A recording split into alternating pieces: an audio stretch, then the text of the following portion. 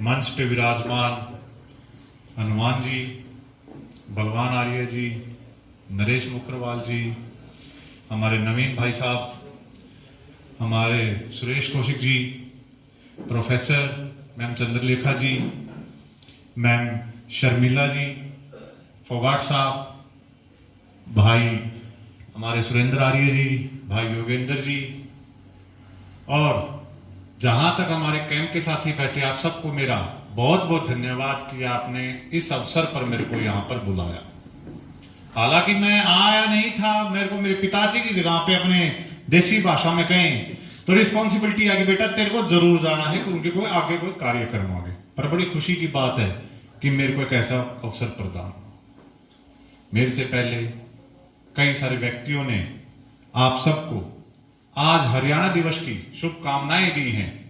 बड़ी खुशी की बात है, लगभग 54-55 साल पहले जब पंजाब बहुत बड़ा था, जिसके अंदर हिमाचल प्रदेश भी आता था, जिसको देवभूमि बोला जाता है, आज का पंजाब और हरियाणा भी जिसमें जुड़ा था, जब हरियाणा हिस्सा हुआ तो बहुत से व्यक्ति प्रदेशों ने बड़ी चिंता करी कि हरियाणा को अलग तो बना दिया, पर यह प्रदेश तरक्की कैसे करेगा, उन्नति कैसे करेगा।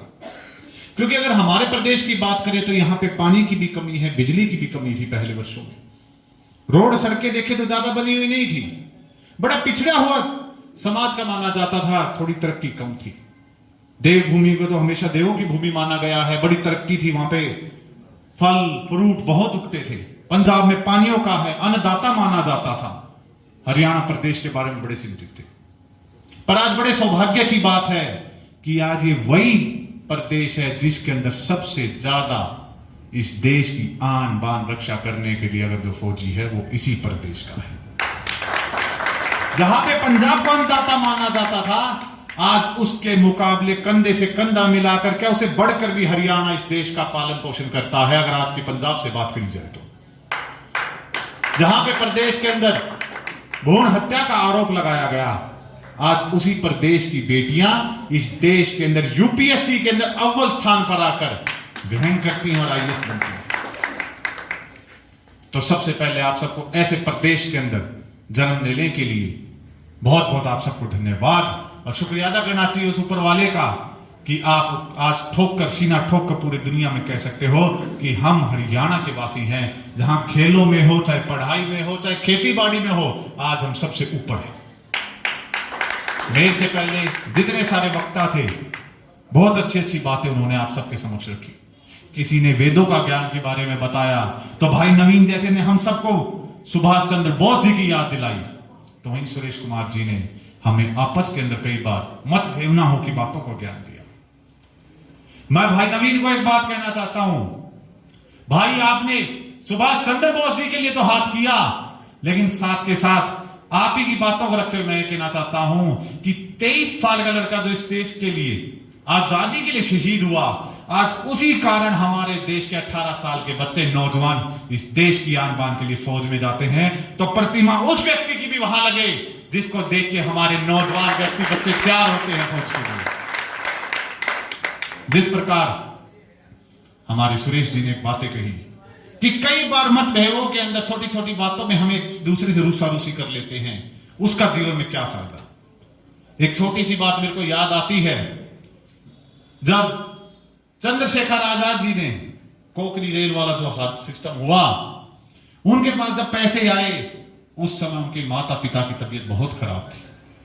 गांव के व्यक्ति उनके पास गए, बोले ए मूर्ख, तू इतना धनराशि ले रहा है, तू तेरे माँ बाप की सेवा करवा दे, तबीयत खराब है, घर में रोटी नहीं, दाना नहीं, देश का मान सम्मान बढ़ाकर क्या करेगा, पहले अपने माँ बाप को, अपने घर को दे। जब उन्होंने एक बात कही कि मेरा कर्म ही मेरा कर्तव्य है और मेरा कर्तव्य है इस माटी का कर्ज चुकाना।